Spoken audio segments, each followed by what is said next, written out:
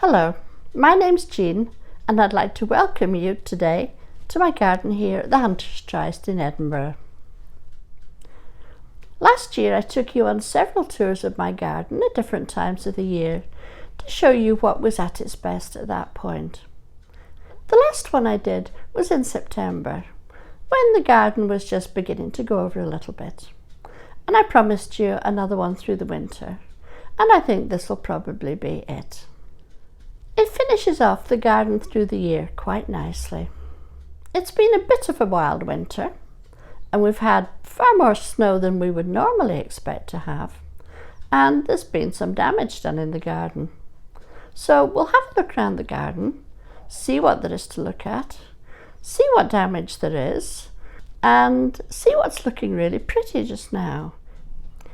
I think when there's not a lot going on in the garden, you really value the things that are earning their money just now.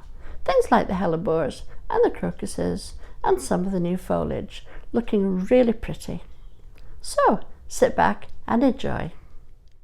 If you have seen my earlier garden tour videos, you'll be familiar with this sweeping view of my garden. And what's immediately obvious is the impact the evergreen shrubs and trees have on the winter garden. Maybe not the most exciting plants in the world, but definitely pulling their weight through the winter months. What's also pretty noticeable is how shabby the lawn looks. It certainly hasn't enjoyed being covered in so much snow, but it'll recover with a little TLC. Last year, I showed you the beautiful Choisya Ternata covered with fragrant white blossom. You can see it in this picture. It was probably about 120 centimetres tall and wide, but then the snow came, and the weight of it bent back the branches so much that I decided to cut it hard back. It will recover in time, and in the meantime I've moved in 2 big pots with snowdrops and small acer bushes as placeholders until the Choisya grows back.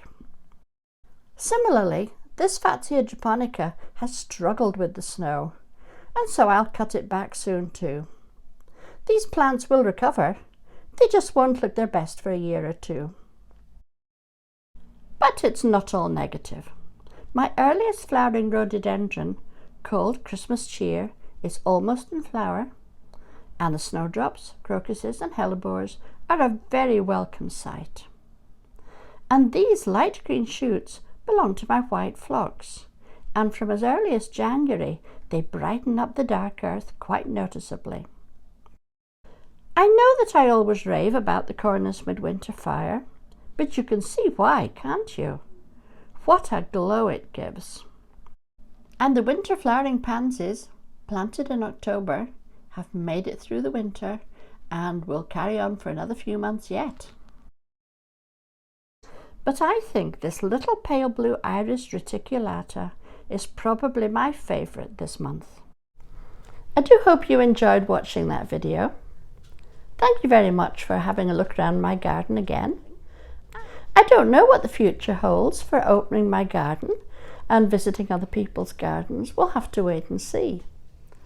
But in the meantime, so nice to see you again. Bye bye.